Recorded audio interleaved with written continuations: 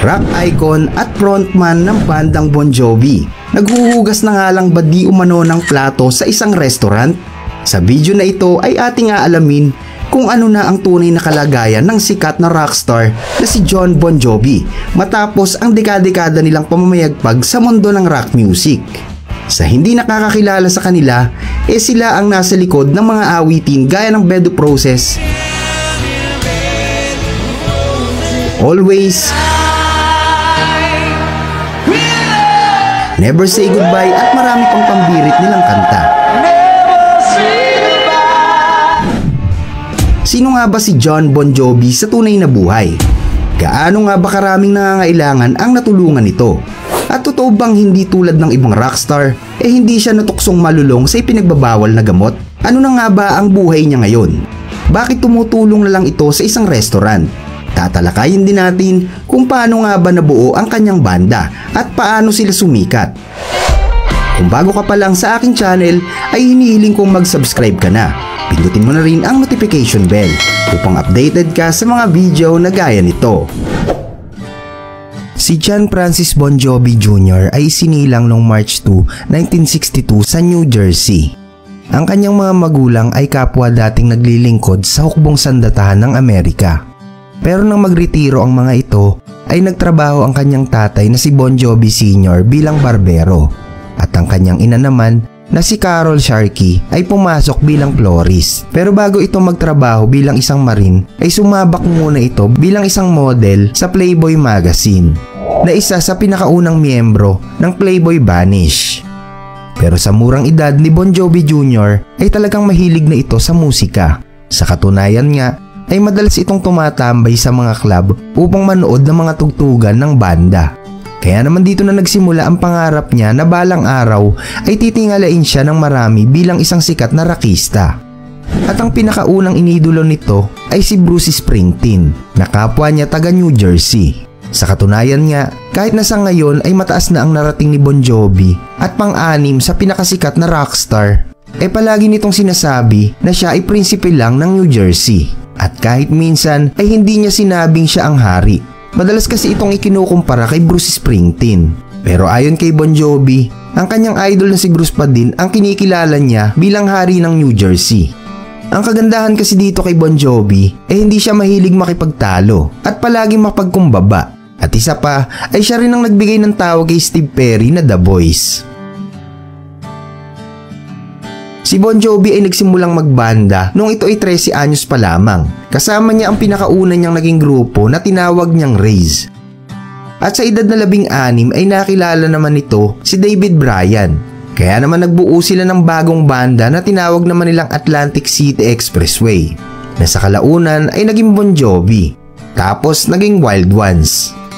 Aktibo silang nagtatanghal sa mga local bars at naging opening act naman sila sa mga concert ng iba't ibang sikat na banda. At pagkatapos ng ilang taon ay muli itong nagbuo ng iba pang grupo na tinawag naman nilang The Rest noong 1980. Pero sa kabila nito ay pinagsabay naman ni Bon Jovi ang pagtatrabaho bilang tagalinis ng recording studio ng kanyang pinsan na si Tony. Kaya naman dumating ang pagkakataon na nairekomenda siya nito kay Meco, na nung mga oras na yun ay nagre-record ng Star Wars Christmas album. Dito ay unang nakaranas si Bon Jovi ng isang professional recording. Sa hindi nakakaalam, ang unang kanta ni Bon Jovi na nai-record bilang isang professional artist ay ang kantang We Wish You a Merry Christmas. Look up at the winter star. Samantala naman, habang nasa recording studio siya ng kanyang pinsan, ay nag-record naman ito ng kantang Runaway. Ito yung kanta na akala niya ay parang wala lang, pero hindi niya alam ay ito pala ang magdadala sa kanya papunta sa kasikatan. Dahil nung taong 1983 ay nagpunta si Jon Bon Jovi sa isang local radio station na WAPP 103.5 para magsulat at kumanta ng jingle ng mga ito. Pero sa kalaunan ay inalok si Jon Bon Jovi ng WAPP na isama sa kanilang compilation album ang kanta niyang Runaway. Subalit nagdalawang isip naman siya sa alok ng mga ito. Pero sa kalaunan ay pumayag din naman siya. Kaya naman inirecord nilang muli ito ng panibago. At nang matapos itong mai-release, sa hindi inaasahang pagkakataon ay nag-hit ang kanyang kanta na Runaway. At dito ay naisipan ni Jon Bon Jovi na magbuo ng bagong banda. Kaya naman tinawag niya ang kanyang kaibigan na si David Bryan na isang keyboardista. At kinuha nila si Alec John Such na isang bahista at Tico Torres na isa namang drummer.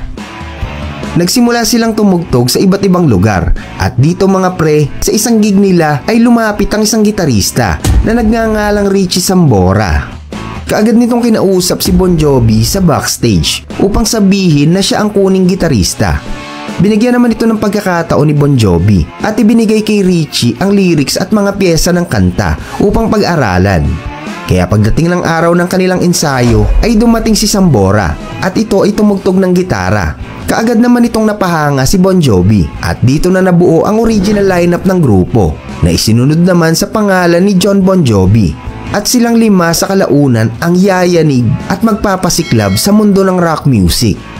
At sa loob ng 2 taon ay nakapag-release kaagad sila ng kanilang studio album noong 1984 at 85 at pumasok sa top 40 ang kantang Runaway. At taong 1986 ay inilabas nila ang pangatlo nilang album na pinamagatang Slippery When Wet.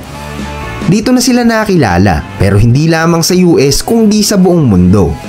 Bumenta ang kanilang album ng milyong-milyong kopya at ang 3 kanta nila rito ay pumasok sa top 10 gaya ng Living on a Prayer at You Gave Love a Bad Name na naging numero 1. Nagtuloy-tuloy ang pagsikat ng bandang Bon Jovi at nakahakot sila ng maraming papuri at parangal.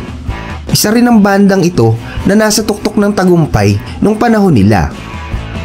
At dahil sa kasikatan ay pinasok na rin ni Jon Bon Jovi ang pag-aartista at lumabas ito sa ilang mga pelikula. Ang ilan naman sa mga kanta na tumatak gaya ng Bed of Roses, Always, It's My Life, Never Say Goodbye at napakarami pang iba. At sa kabuuan ay nakapaglabas sila ng 14 na studio album, 5 compilation at 3 live albums. Kumakot sila ng napakaraming parangal at tinatayang nakapagbenta sila ng mahigit 100 milyong kopya sa buong mundo at itinuturing ang bandang Bon Jovi bilang best-selling American rock band. At alam nyo ba na nakapag-concert na sila ng kulang 3,000 beses? Noong 2006 ay inducted naman sila sa UK Music Hall of Fame at Rock and Roll Hall of Fame noong 2018. Pero kahit sobrang kasikatan na ang nakuha nila, lalo na ang bokalista nilang si Jon Bon Jovi, marami ang nagsasabi na hindi ito nalulong sa droga, hindi katulad ng ibang rockstar. Ayon naman kay Bon Jovi, nung bata pa siya ay naranasan niyang magbenta ng marijuana. Pero ginagawa niya ito upang kumita ng pera. At dahil sa kanyang naranasan na iyon, ay namulat na siya sa masamang epekto kung gagamit siya ng ganito. Ito kasi talaga ang nagiging epekto sa iba na nalulunod sa kasikatan. Nandiyan na kasi ang pera, babae, sugal, pinagbabawal na gamot at kung ano-ano pa. Pero hindi natukso dito si Bon Jovi. Katunayan nga, ang girlfriend niya nung siya inasa high school ay siyang pinakasalan nito. At magkasama sila magpasa hanggang ngayon. Kasama rin nila ang kanilang 4 na anak. Isa pa sa hindi natin alam kay Bon Jovi, hindi niya dinadala ang pagiging rockstar pagka ito ay nasa kanilang tahanan. Ayon nga sa isang pahayagan, ay wala kang makikita na kahit anong award o may kinalaman sa kanyang karera sa musika ang nakasabit sa dingding ng kanilang bahay. Kahit nga yung kanyang pinakabatang anak ay hindi rin nauunawaan ang trabahong meron siya. Sa usapang pera naman, sa pangatlong album pa lang nila ay nagsimula ng gumanda ang buhay nito. Ayon nga sa isang interview kay Bon Jovi nang tanungin ito ng isang reporter kung nagkaroon ba siya ng bahay sa kanta nilang Living on a Prayer, ay ang sagot nito ay oo. Hindi lang isang bahay ang naipatayo ko, kung hindi marami. Isa ding philanthropist itong si Bon Jovi dahil ang blessings nito na natatanggap ay binabahagi rin niya sa mga nangangailangan. Sa katunayan, noong 2006 ay pinatayo niya ang Soul Foundation na naglalayon na mabigyan ng libreng pabahay ang mahihirap. Nang naimbitahan naman sila sa palabas na opera ay nag-donate ang banda ng $1,000,000 para sa isang charity foundation. Sa totoo lang ay napaka-aktibo ni Bon Jovi sa mga charity institution. Noong 2011 ay pinatayo naman ni Bon Jovi ang JVJ Soul Kitchen na isang community restaurant Pwede ka ritong kumain na ang bayad ay yung kaya mo lang o parang donasyon lang. O pwede rin naman ang bayad ay ang paglilinis ng kapaligiran.